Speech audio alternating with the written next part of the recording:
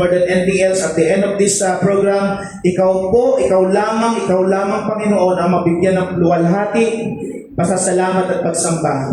Maraming po salamat. This I pray in Jesus' name. Everybody say, Amen. Amen. Once again, I'm Kuya Robert, one of the GLC volunteer.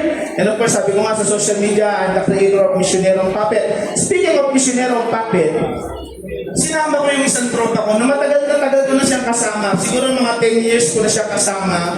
Kilala niya na ako, magkasama kami. Ginagawa namin, pumunta kami sa isang lugar. Dahil wala namang gusto kumausap sa amin, nag-uusap kami dalawa. At dahil nag-uusap kami dalawa, may mga taong makikurious, makikinig, and that's the time, sinishare namin yung gospel, which is yung salvation. Wala pong iba, di na paratagalin. Palakpakan po natin yung kasama ko. Siya po si Karodi. Sabi niyo nga, Karodi! Siya po ay proud na Batanggenyo. May Batanggenyo pa rito, taga Batangas. Wala. Sige, tawagin ko na po, walang iba, kundi si Karodi. Palakpakan naman natin, Lord. Lord, thank you, Lord Jesus. Masang ka na ka? Oy! Ito ako dyan! Ang bihira ka naman eh! Doktor mo ako nilagay ang init eh! Ay, nilagay! Ang init! Akala ko kasama ko si Saka sa loob doon eh! Sorry, hindi kita napansin eh! Anyway, kanina may party kanina dito tayo ngayon sa GLC. Ganda nga mga tayo lahat! Happy Father's Day ko sa inyo! Ako si Karodi. Yan. Ay, siya po si Karodi at kasama ko po siya sa pag-share namin ng gospel. At alam mo ba, Karodi, kaya ako nandito dahil meron kaming mahalaga. Ikaw ba excited ka ba? Oo naman, Roland. Teka, Robert. Robert kami. Excited ka ba na nandito ngayong hapon? Oo naman, siyempre. Meron akong tanong sa'yo. Sino ang pinakamagaling na presidente ng Pilipinas? Sino para sa'yo? Ay, walang iba kundi si President Ferdinand Bongbong Marcos Jr. Saan kayo? May nataas na kilay. Wala ka pa kayo. Hindi sa... Paano nasabi? Oo, naniniwala ko doon. Sino nagsabi niya? Si President Ferdinand Bongbong Marcos Jr.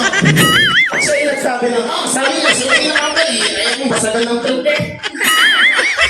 Kaya ko sinabi yun, kasi ang topic natin ngayon ay one basis. Ganon! One basis. Tayo mga mananampalataya, laging tinatanong sa atin, naniniwala tayo sa salita ng Diyos. At ang salita ng Diyos para sa atin ay ang Bible. Sa ibang religion. Di kagaya ng Quran, yung Islam na. Sa kanila, yun ang salita ng Diyos eh. So, paano yun? Anong gagawin niya, ha? Diba, totoo naman eh. Pagka ikaw Islam, ano ang sa'yo salita ng Diyos? Quran. So, paano natin malalaman na meron talaga tayong one basis na talaga ang salita ng Diyos ay ang Bible? Naku, wala yung pagkakasa sa'yo, kuya. Matabuyo itong mapatunayan mo na. Mapapatunayan yun. Pero alam mo, sa totoo lang, Karodi, naniniwala ko na ang isang Kristiyano dapat kaya na ipagtanggol yung kanyang pananampalataya. Totoo yun! Dapat alam natin kung ano gawin yun. Pero sa totoo lang sa ating dalawa, sa gandang lalaki ako sa iyo. Bakit ito napunta? Kung mobi mo pa lang, alam wala ka na eh. Sige, grabe ka naman makalayo sa akin, mabihira ka naman. Ito totoo kaya ka nagsasalita dyan sa kinaupuan mo eh. Dahil sa akin, di ba? Kaya nga sila nanonood sa'yo dahil sa akin. Ang ano? Ano nga, tsura mo,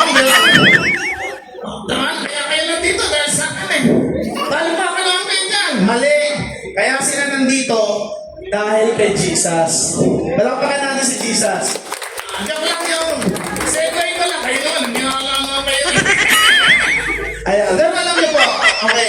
Ako po ibigay, kasi alam nyo, super talent. Hindi ako kasi super talent, kasi Karodi. Hindi, Karodi pala. Ang gusto ko lang sabihin na, importante na hindi mo papasahin kasi ang Bible kapag hindi 101% yung paniniwala mo na yun ay salita ng Diyos. Naniniwala kayo? Maraming Kristiyano, bakit hindi nila binabasa ang Bible? Sila mismo, hindi sila naniniwala na yun ang salita ng Diyos. Ikaw ba, Karodi, naniniwala ka na salita yun ng Diyos? Ako naniniwala ko. Inayos niya ang buhay ko eh. Ang totoo niya, naghiwalay kayo ng asawa kasi kring-kring. Kring-kring. Nasaan ba dyan? May kring-kring ba dito? Baka may may kring-kring? Wala. Eh, may kring-kring yata. Hindi, senior na yan eh. Wala. Ba't kayo nagkahiwalay ni kring-kring? Eh kasi, nagkahiwalay ko eh kasi hindi ko kilala si Lord. Hindi ko alam gagawin ko sa buhay ko eh. Ay, ganun, nakakalungkot naman yun. Pero alam mo, hindi ako nagkulang sa kanya. Hindi ako nagkulang. Paano mo nasabi hindi ka nagkulang? Pero nag-aawa ko, sabi niya, susubura ka na. Hindi ako nagkulang, subura ka. Meron bang tatay na gano'n na sasabihan na asawa? Sumusobra ka na? So, dahil hindi ka nagkulang. At saka yan na lang niya, guys. Hindi yan humingi ng pera sa akin. Eh, kasi nga, nagtatrabaho si kring-kring. Hindi! Kusa siya kumukuha sa wallet ko eh. Walang natitira sa akin eh. Totoo. Pero paano kayo inayos ng Panginoon? Kasi siyempre, tulad ng sinasaway natin namin, kapag si Kristo ang sentro ng iyong buhay, nagkakaroon ng direksyon ng buhay mo. Totoo ba? Hindi kayo? Pag si Kristo ang direksyon natin buhay, magkakaroon tayo ng direksyon. Ayun. At sana, tapusin niyo itong GLC 1, ha? O kaya mararaptured, ha? Pero dito, pumasok na ilang ano, wala na, hindi na tumulo eh.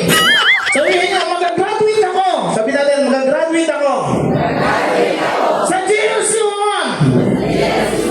Ayan. Palakpakan natin ang Panginoon. Ayan. Salamat po sa inyo. Palakpakan po natin si Karodi, yung tropa ko. God bless ha, God bless sa inyo, God bless.